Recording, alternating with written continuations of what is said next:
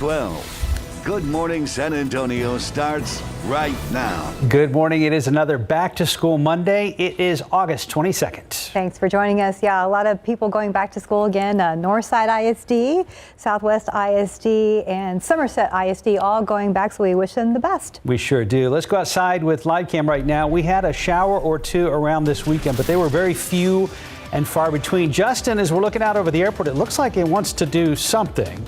It does. Well, we have a lot of clouds right now, but I'll tell you, there's no rain out there, at least not in our immediate area. We will have, though, rain chances coming up, and it's looking promising next couple days. There'll be some scattered showers and storms around.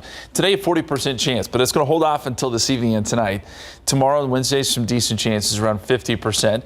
40% on Thursday, 30% on Friday. So we do have some opportunities this week to get some rain back in the forecast, and we love that. 96 degrees, the forecast high today, but that chance of rain late, southerly winds at 5 to 10 miles per hour.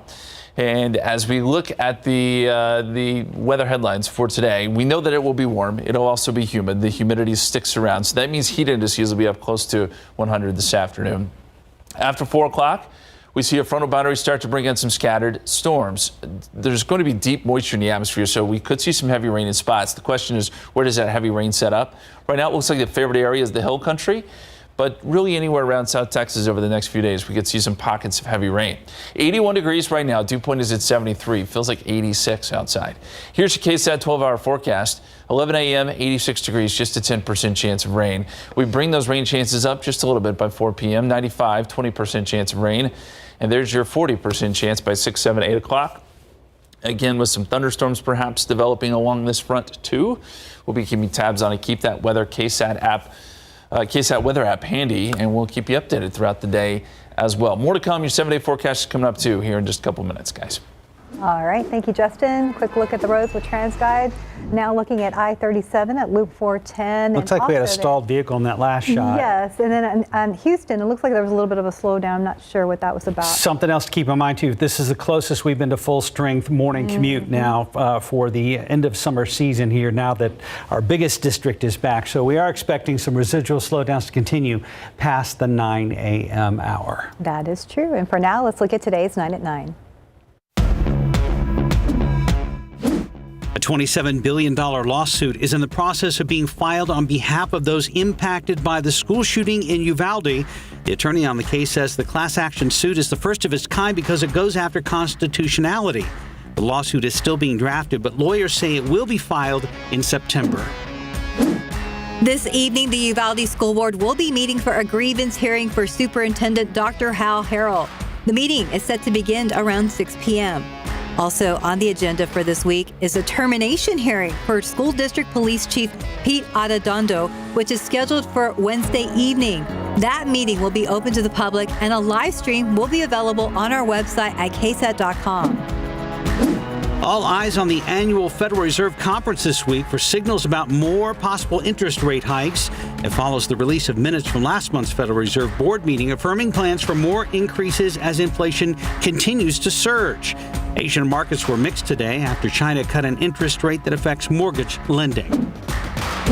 As monkeypox spreads in the U.S., so does its impact. The White House says it is making 1.8 million vaccine doses available for order starting today. This comes as the country is struggling to catch up with demand. The CDC says more than 41,000 monkeypox cases have been confirmed worldwide. The U.S. has the highest number of cases with more than 14,000. Here in San Antonio, the number of cases reported was as 22 as of Friday. As states tighten abortion restrictions, a murky online market for abortion medications is thriving. According to a Wall Street Journal investigation, many of the sites are registered overseas. The sites are selling the medications for as much as $500. People who buy abortion pills online without a prescription could potentially face criminal charges in states that restrict abortion access. With the midterm elections just around the corner, new polling data shows Democratic candidates are rapidly gaining ground in key races across the country. Senate Minority Leader Mitch McConnell is now getting backlash for admitting Democrats may be able to hold on to the Senate. This comes as the new poll shows voters are concerned about threats to democracy, even more than the economy. The First Lady has tested negative for COVID after isolating for 5 days in South Carolina. First Lady Jill Biden left for Delaware yesterday. She was staying at a private residence where she had been vacationing with her family since last week. She was taking the drug Paxlovid to help ease symptoms. An urgent flash flooding threat today, expanding to parts of Texas, Oklahoma, and Louisiana. Up to 8 inches of rain could fall in parts of the South. The Northeast is also on alert with significant travel delays possible. However, the top concern is in parts of the Northeast Texas, including the Dallas area. UTSA has more than tripled its overall graduation rates over the last 10 years. The number of students who started and finished at UTSA was only 8% back in 2010. That number rose to 25% in 2020, and just this year it's grown to 32%. And that's today's 9 at 9. In your morning headlines, a former Spurs player planning a trip to Russia. And what do you do with your dead batteries? We have some ideas. Plus, sports competition creating hope for wounded warriors, and an update on that injured Little Leaguer. David Sears is here with the morning headlines. It's Monday. We have some good news concerning the Little Leaguer. Not so much for his team, but for him. But he's doing good. So we'll have that in just a second. But first, let's start with this. Former San Antonio Spur, NBA champion, Hall of Famer Dennis Rodman, working on being a self-appointed unofficial ambassador again. This time, Rodman says he is headed to Russia to see what he can do about bringing Brittany Griner home. The State Department is aware of Rodman's intentions. Rodman told NBC that, quote, "I got permission to go to Russia to help that girl. I'm going to go this week. I know Putin too well."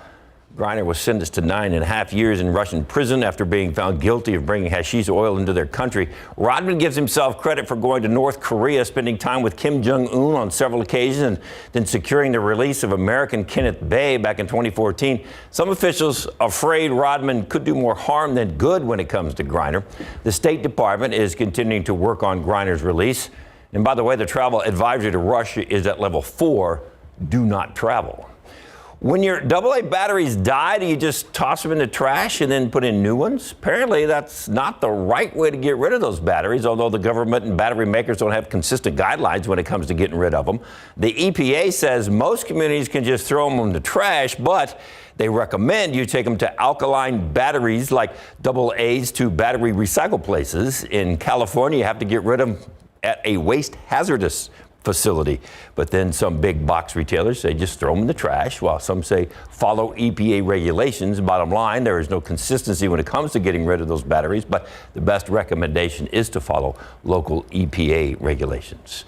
All right, let's take you to Orlando. The 11th annual Warrior Games for active duty and veterans, a chance for wounded warriors to compete in several different adaptive competitions despite their injuries. There are several different events like wheelchair rugby, there's shooting competitions, running and biking. Over 300 athletes. Retired Army Staff Sergeant Mike Murphy suffered a traumatic brain injury during non-combat flight operations in Greece. He is one of those athletes. He lost his eyesight, but through Wounded Warriors, he has found hope. It's a simple competition, but for me, it was everything. I'm excited to see him. We've always watched him, do sports through high school, and so it's exciting to see him through this. I never thought I'd experience my son having to do her, and pretty amazing. You can see the whole family emotional about Mike's success. Mike's advice, if you are facing any challenges or obstacles, is to get up and try and adapt to sport because it may just save your life. And finally, an update on that little leaguer who suffered a serious head injury after he fell out of his bunk bed while he was in Williamsport getting ready for the Little League World Series. The good news, Easton Oliverson is getting stronger every day. His family posting pictures of the Utah native. Easton suffered a fractured skull and an epidural hematoma.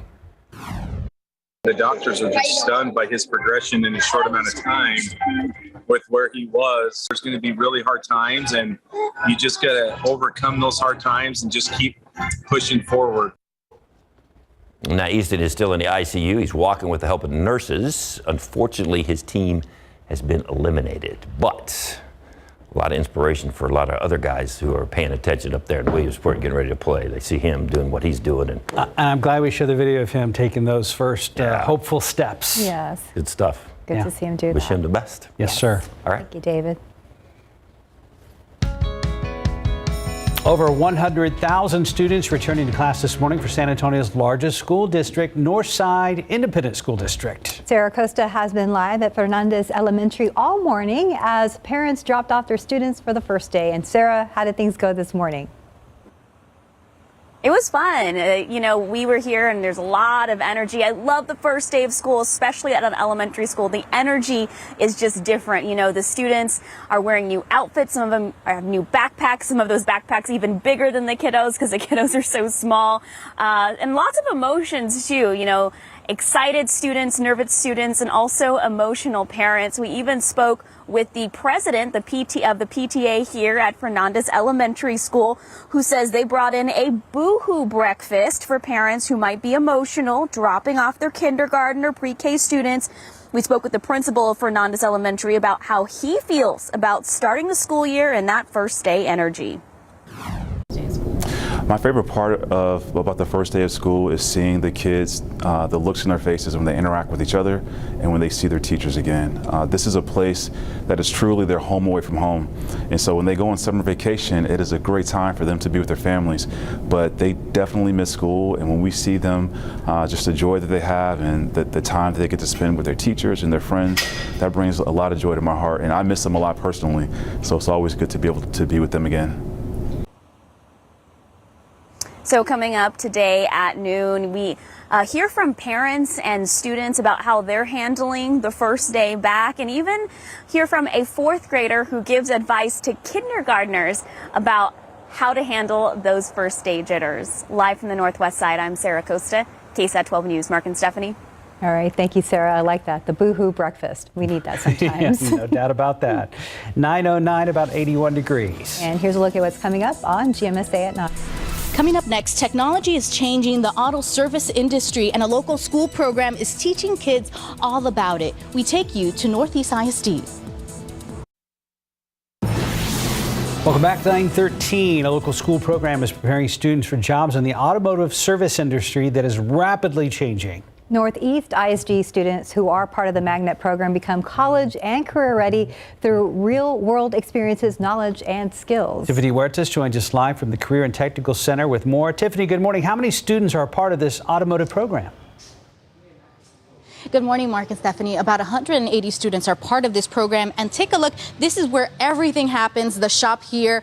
The kids are ranging in grades from 9th to 12th grade. And to talk a little bit more about this program, we have teacher Dan Itzy. Good morning, Dan. Talk to us about what are students learning here? Good morning. Our students are learning basically the intro into the automobile. We're trying to build a base for our students to get the automotive industry.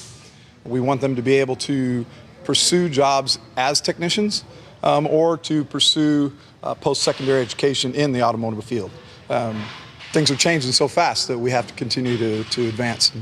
Talk to us about how technology is taking a role in all of this. Our technology is basically changing every day. So with that, we are teaching hybrid and electric technology to our students.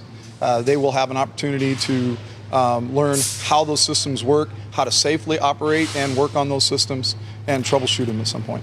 And can you take us around? What are we seeing here this morning? Right. Today we've got our second year students doing inspections on vehicles. So they're doing like a 12-point inspection or a 25-point inspection, depending on the sheet that they're working on. And that's giving them the opportunity to check maintenance fluids, tire depth, tread wear, brakes, all those types of things. And part of this program is that they also get a certificate, right? They do. They can earn an endorsement through our program after completing a certain number of required courses. Yes. And let's go over here with Bella. Good morning, Bella. Talk to us. You are a returning student of this program. How excited are you to be back at school and learning about all of this? I'm excited to learn more on what to do on cars and stuff and learn the basics. What have you learned so far? So far I've learned how to, last year I learned how to change oil, like the oil filters. Learned how to jack cars on the electric and then the hand jack. Learned how to rotate tires, check tire pressure, and it's pretty much So you have to teach me all about that because I don't know none of that. Well, for other kids that may be looking at this and they're interested in. How could you describe this program? I would describe it as like exciting. It's fun. I'd say it's just fun and a learning experience, I guess. Awesome. Well, we'll have more details coming up on the noon show. Back with you guys in the studio. Thank you, Tiffany. Very interesting, and I'm sure they learn a lot that first year. 9:16 right now. Justin Horn joins us now, and you've got to be encouraged by some of the early signs of some storms. Looks like they're trying to enter the hill country. And we got a few showers up there. These are light. These really aren't the main show. I mean, we've got a front behind this that's still going to come through and help to kick up more. But yes, it is encouraging to see some rain already on the radar this morning. We noticed that up across parts of Gillespie and Kerr County. That's where we have some pockets of heavy rain too. This is working east and southeast. We'll zoom in a little bit closer here and you can see where some of that activity is. Nothing that is terribly heavy at the moment, but if you're watching from Fredericksburg, you could get a few showers this morning. That's kind of the leading edge of what we are expecting again later today. Here's the big picture, and there's a lot of heavy rain up around Dallas. Now, they picked up 6 to 7 inches overnight, but they could see more here over the next couple of hours. So there's some flooding issues up there and will be for the next several hours. Then you notice some of those showers extending down I-35 there and a few showers out across parts of West Texas. Our frontal boundary is somewhere out there around the San Angelo area. It sinks south today, and that is what is going to give us that chance for showers and storms a little bit later this evening. Out ahead of it, there is a flood watch. This includes the Dallas area for sure, which again, flooding is already underway.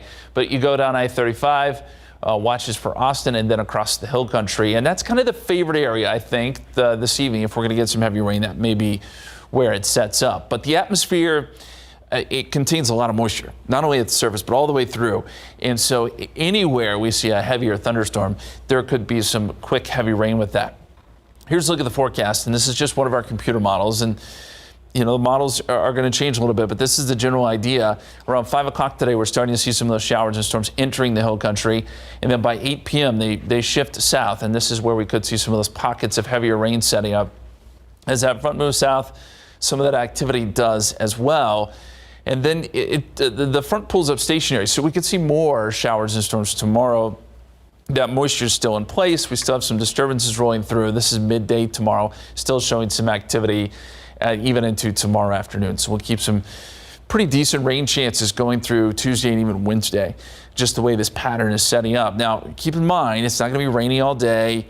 It'll be hit or miss type stuff. Some people may get quite a bit of rain. Others may not get much at all. That's just kind of the nature of this, but that's how it's sort of setting up. As we look at the rainfall potential, and these are rough estimates, 1/2 inch to 1.5 inches here around San Antonio. Lower numbers as you go south, probably some better numbers as you get up into the hill country, up to 3 inches. And then the biggest totals, which we've already seen, will be up across northeast Texas with 5 inches plus. There's the scene outside. Mostly cloudy skies, 81 degrees at the airport, 82 Stinson, 81 at Kelly. We've got a southerly breeze right now, anywhere from 5 to 10 miles per hour. And 80s are becoming more common here on the temperature map, and we do eventually make it into the 90s today. It will be hot and humid. Dew points are in the mid-70s. The air is extremely thick. And the forecast high today around 95, 96 here in town. And warmer numbers, close to 100 in some cases down to the south. You'll find cooler readings to the north where the clouds and the rain hit a little bit earlier. Small chances for rain through noontime, and then we start to pick up the rain chances later this afternoon. 95, 4 o'clock, 96, 5 p.m., 40% chance of rain through the evening hours, and we even pick it up a little bit more as we get towards 8, 9 o'clock.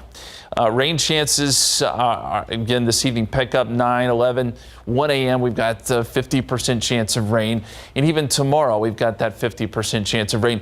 89 Wednesday. 50% chance of rain. So these clouds, the rain, keep the temperatures down some. We've still got some opportunities Thursday and Friday. This is one of those situations, though, where you want to keep the radar close by. The KSAT weather app can help you with that. And just be aware that there'll be some storms hitting, some heavy rain. They'll move along. We may see some heavy rain the next day as well. But we'll keep you posted.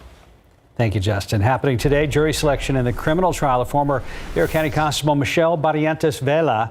The case centers around a tampering with evidence charge, specifically whether she created false payment logs for security provided at a county park. She also faces multiple counts of official oppression. We are going to have a crew covering this trial, and we will be live streaming it on our website at ksat.com. Tune into our later newscast for the latest. Dylan Collier covering that for us. Right now, 9:20, about 81 degrees. And coming up next, Max Massey is going to join us to talk about a startup competition that you could join if you have an idea what you'd like to grow. Trying to decide how many times to mention Justin's birthday this week throughout the week. Did you want it every day or not every day? Every I can't other remember. day? How about none of them? None of them. No. None of Okay. them. Okay. No, What we're day good. and what day is it? Sat. Okay. Saturday. Saturday. Okay. All right, so mention all week. Got it. Okay. The tech community seemingly growing bigger and better each and every day. That's right. And with San Antonio Startup Week just a couple of months away, Tech Block announced the latest startup competition with $100,000 available in prizes. Max Massey joins us live to explain. And Max, you're going to help us out on Saturday, right? Absolutely. We're going to be out there for the KSAT Pigskin Classic, celebrating Justin's birthday accordingly. And Justin, if you have a good idea for a startup, well, this competition is just for you. You could enter your name and your company to win up to $50,000. There's $100,000 available in cash prize money. There's a lot of people entering. So Tech Fuel, for those who don't know, is San Antonio's largest cash prize pitch competition. And here's the thing, guys. It allows these competitors, these companies, these startups in and around our area, they compete for resources and support from the tech founders, from the tech ecosystem here in the Alamo City. It's an easy 5-minute pitch. You have 5 minutes question and answer session. There's a panel of 5 judges. Now, a lot of this is funded through the Bexar County Innovation Fund. It's used to help accelerate the growth of digital information tech sector. You recruit, expand. There's talent development competitions, professional, technical training. And it's unique because not many cities, not many counties around the country do this. Just a little historical background. Tech Fuel originally launched back in 2016. It was only a $50,000 competition. I know that doesn't seem a lot, but it's doubled since then. They doubled the prize money in 2019. And like I said, it is powered by Bexar County's Innovation Fund. More than 70 startups applied last year. And, well, the county awarded prizes at 5 great local early stage tech companies. I spoke with Ileana Gonzalez, and she helps run Tech Fuel. She's part of Techstars. It's a company that works to help startups grow and prosper. And she explained that the county support, it's incredible. And that Tech Fuel, this competition, it can be monumental for the competition winners. You are the winner of the largest cash prize pitch competition of San Antonio. And so it's a huge opportunity. Super excited about this year because we're now getting bigger players, bigger sponsors. People are plugging into the event, and now we're hosting an after party after the pitch competition so that there's the networking of it. And she was telling me, guys, not only is it the money and the founders and you get to meet and greet, but it's the networking. It's the opportunities to grow and let this startup. She has an amazing story. We're going to be talking about it on the news at noon. But right now, there's an open call for applications. Tech Block, they're going to select 25 semifinalists to pitch a panel of judges in 1 of 5 brackets. One winner from each of the 5 brackets. It's almost like the Final Four. They're going to then advance to compete as a finalist. The deadline to apply, it's why we're talking about it right now, deadline to apply is in just about a month. It's on September 25th. The event is scheduled for October 21st. It's at the Tobin Center. And the competition, obviously a featured premier event during one of my favorite events in San Antonio Startup Week. It's the week-long program-filled celebration of the startup ecosystem. That is October 16th to the 22nd. And guys, you know, we've covered Startup Week for the last, I want to say 3-4 years. It's so amazing. You get to see this grow. And Mark, you said it in the intro. We've seen the tech community grow each and every year. Port San Antonio, that Houston corridor, we're seeing the development. So like I was saying, if you guys, if Justin, if anyone out there has an interesting startup that you want to put together, compete in this, it is open for the public. And if anyone has any questions, we have all the answers. Head to KSAT.com. And of course, we're going to have much more coming up on the news at noon. Guys. Sounds good. Thank you, Max. Thank you, Max. Good to see. It's also cool to see October on our planning calendars for some of these events, right? Very nice. All right, Justin's back now. Actually, we're going to do time and temp. Yep. Yes. Read that, Mark. 9:28 to 81 degrees. Yeah, we'll wish him happy birthday later. Yeah, That's right. we will. Including, well, coming up next, we're going to have highlights from week 2 of the NFL preseason. David and RJ are going to be with us in a few minutes to talk Cowboys and Texans. Plus, we're going to talk about the 4-day work week after that. We'll see how things are going in the United Kingdom, where they've been testing out this type of schedule. Welcome back, 9:32. How would you like to work just 4 days a week? Sounds good. Well, many in the UK are hoping to usher in a new era of work.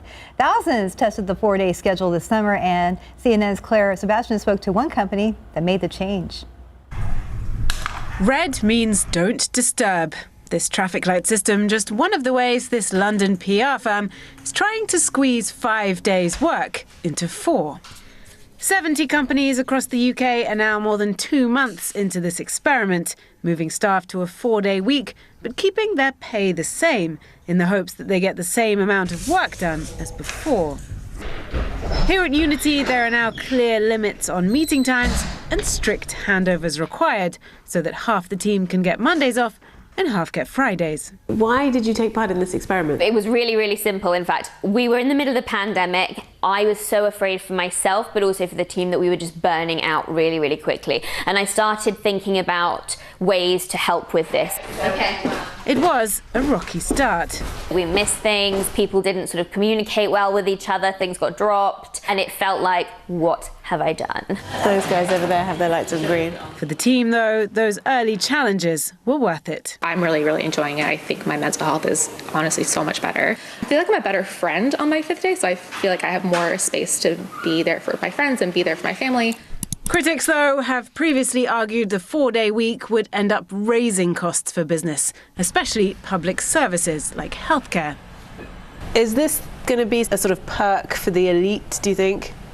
No, I don't believe so. This isn't going to happen all at once, but we believe that we are at the beginning. Even though the 5-day work week and the 9 to 5 is the most common work arrangement today, it's not the only work arrangement. So different versions of reduced work time will need to be put in place for different sectors of the economy. Are people actually working less, or are they just sort of packing it into the 4 days and the evenings and the weekends and working secretly? Is it really working less time? Definitely, definitely. I think the only person who's doing all of those things is me.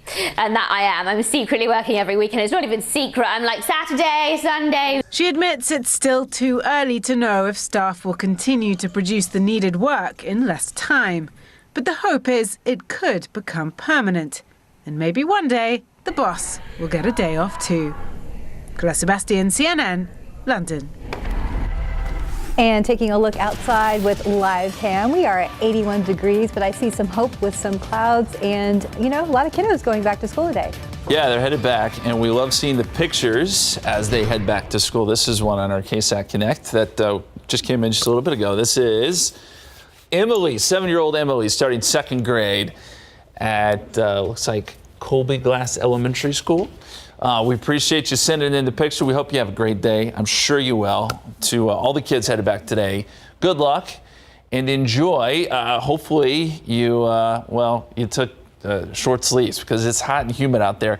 And we're also seeing a few showers up across the hill country. I think the rain probably holds off until later today after school lets out. At least that's the idea, the heavy rain at least. We're expecting those chances to kick up as we get into tonight. About a 40% chance late this evening into tonight, then a 50% chance Tuesday, Wednesday. So we've got some opportunity for rain here coming up, and some of which could be heavy. That's going to be the issue that we're going to watch very closely here. There is a flood watch in effect for parts of the hill country. We're going to have more on this forecast. We're also going to look in on Dallas. Some big-time rain totals there going on right now. We'll have the latest update from there in just a few minutes, guys. Camping with KSAT, powered by Davis Law Firm. Thank you, Justin. And a Cowboys kick returner stole the show in Los Angeles on Saturday night as Dallas took on the Chargers in their 2nd preseason game. Yeah, a guy was fire, and the Texans looking solid after another win. David back with RJ Marquez to break down the football weekend. Morning, guys. Good morning. Hey, what a weekend it was, huh? Yeah. Getting closer to the start of the season, thankfully. 3 things stand out in the Cowboys win. Number one, 2 of them are obvious. One of them maybe not so obvious. Number 1, they won.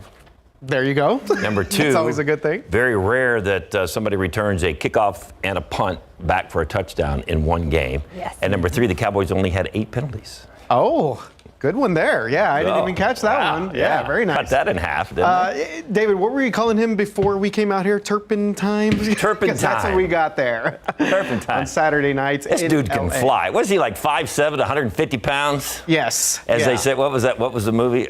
Rudy, 5 foot nothing, weighs 100 and nothing, and this guy can flat out fly. Here he goes. Yeah. Speed kills. Absolutely. And he's got a great story. See you later. That was it right there. He was Yeah, gone, look at that. right Boom. there. Done. Do you think this guy's going to catch up 22 or whatever it is following him? Yep, Yeah. definitely not. 98-yard kick return there to get the Cowboys on the board there Saturday night. And then this punt return also very nice. Look at these moves. Kind of Look at that right there. And then it's like right there gone. Well, he got, look at the poor punter. Like, I got you. Punter's got no shot. I got you. He's like cooling with a punter now. He's like, yeah, come on, dude. Keep coming. Keep coming. Come on, man. So, a Awesome. great story here with Kevontae Turpin. He was signed this offseason by the Cowboys. He was the USFL MVP, but he played in Europe a few years ago. Yeah. And also in a fan-controlled league where fans were calling the plays for the teams. Look how small he is. He's not a big guy at all, but See? making a big impact already. But that's the thing is speed. He comes from the USFL. He was their MVP receiver. Yeah. So we know he can catch. But the Cowboys need somebody who can actually return some kicks and some punts, and that's their job. And so it looks like Turpentine is going to be a Dallas Cowboy because when you return 2 in one game, I think you pretty much solidified your roster spot. But no Dak time yet, David. You're a little perturbed by this. I don't think we're going to see Dak at all for the entire preseason. No Zeke, no CeeDee Lamb. So we're not going to see any of these guys. What they're going to do is they're going to play next week, right? And then they got 2 weeks before the regular season opens up against the Tampa Bay Buccaneers and Tom Brady. Tom Brady in town, yep. And he's not going to throw one pass in a game in a game. Well, I think that's why those controlled practices have been so important because they are playing starters in, but it's a controlled environment. Yeah, it's not. Yeah. Okay. It's a unique strategy because obviously some teams are deciding to play their starters, others are not, including the Texans. They are playing all their starters right now. Lovie Smith basically saying, you know what, we're going to go with our guys. We're going to let them get They got to play their starters. They stunk so much last year. They got to play to get ready for this year. See if they get more than 4 wins. Yeah, I'll be playing them too. So real quick, the Seahawks are at AT&T Stadium. That will be the preseason finale before we get ready to go. But yeah, Friday. Texans, David. How about them Texans? How about the Texans? Hey, Davis 2-0 preseason so far. Hey, Davis Mills looks pretty good. Doesn't look bad. And they're what, 2-0 in the preseason? Yep. That doesn't count. But look at that. I mean, ouch, that hurt right there. Was there a flag on that play? I believe there was. You can't do this anymore. You can't lead with the head. So the Rams, David, are one of those teams where they are not playing any starters at all. But again, Houston is, and you were even I was thinking about this the other day. Patrick Mahomes has played a little bit. Josh Allen for Buffalo. So there's some teams that are wanting to play their guys to get them reps. Yep. The Cowboys not being one of them. I mean, he plays. Of course, this is just his second year, so he needs to be out there playing. Yeah. And then Kyle Allen played some. And look at there. Man, the Texans, they're 2-0. Yeah, Texans take care of business here. 24-20. Again, 2-0 in preseason. Not sure how much that really matters in the long run, but you know what? It's good to get. Didn't somebody from the Texans say they were going to shock the world? and Lovie Smith was looking at the media going, you don't think we're going to win, so it would be pretty much a shock. He looked over at one guy and goes, you're not picking us to win anything, so it would be a shock to you. So, yeah, we if we had a good season, so definitely you could shock the world, I guess. Yeah, I think that was Davis Mills, their quarterback, who said that. So, he got out where his money is a little bit there. Yeah.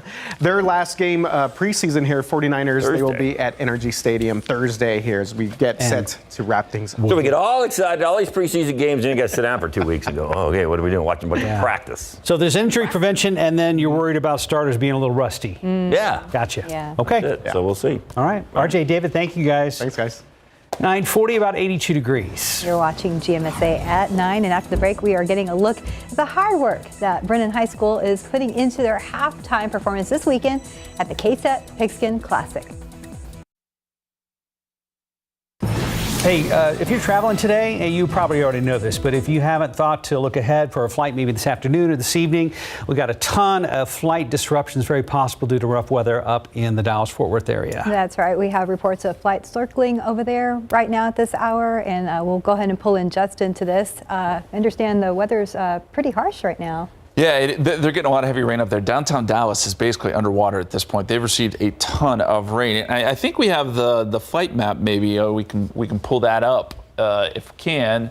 And yeah, these flights are trying to get in there, but they're having a hard time, as Mark and Steph are pointing out. So this is going to cause some flight delays. There are ground delays. So some planes are getting in, but a lot of them are not being able to take off because of the flooding and the rain there. And this is from FlightAware. So just a heads up. And you know, Dallas is a hub, so this is going to cause sort of a domino effect, chain reaction across the country with some delays. So that's the situation. And here's why they're getting all the rain. Area of low pressure right here. We've got a ton of tropical moisture that's feeding up into this. And I'll zoom in a little bit closer to Dallas. Look at the rain that is across the city right now, Dallas, Fort Worth. And you can see just how heavy it is. This is good, solid tropical rain. And we are putting on some of the rainfall estimates here. Already 7 to even 9 inches of rain being estimated, and there's more coming down. And so this has caused significant issues. There's reports of many high water rescues underway there across Dallas, Fort Worth. So again, if you're traveling in that direction, be aware. Not a good situation up there. Flash flood warnings obviously in place for DFW, and then flood watches extend all the way down into the hill country because we have the potential to see a few heavier storms ourselves later tonight. Now, I don't think our situation is going to be what it is up in Dallas, Fort Worth. But as we get into the evening hours, some heavier rain could develop over the hill country, and we'll have to watch closely for that. Meantime, you saw the cloud cover, mostly cloudy right now. We'll see quite a bit of cloud cover today, but with some peaks of sun, that'll still push temperatures up into the 90s. Let's fast forward to 5 o'clock this afternoon.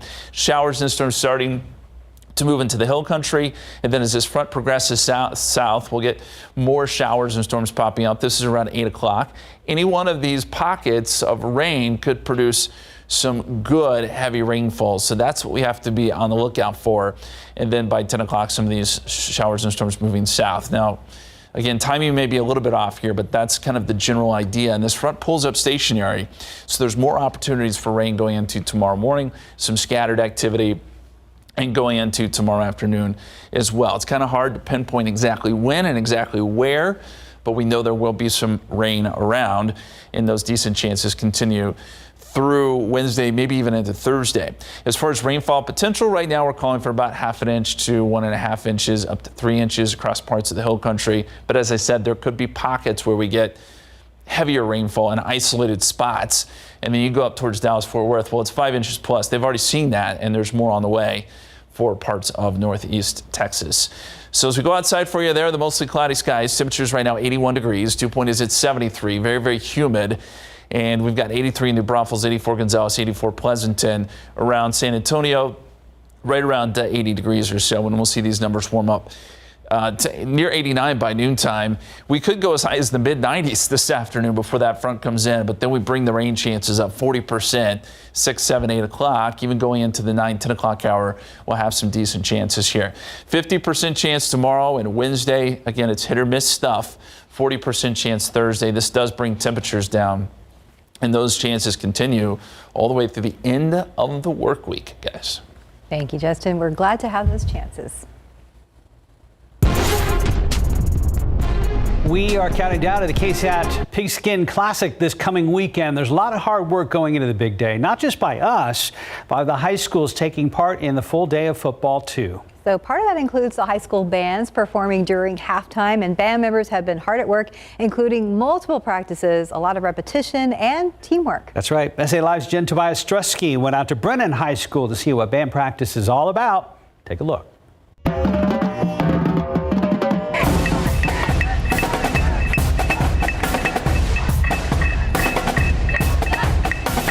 The Brennan Bears Marching Band has become one of the premier marching bands, not just in San Antonio, but in the entire Lone Star State. Opening in 2010, they have maintained a tradition of excellence. We came out to one of their practices today to see what keeps the band in tune.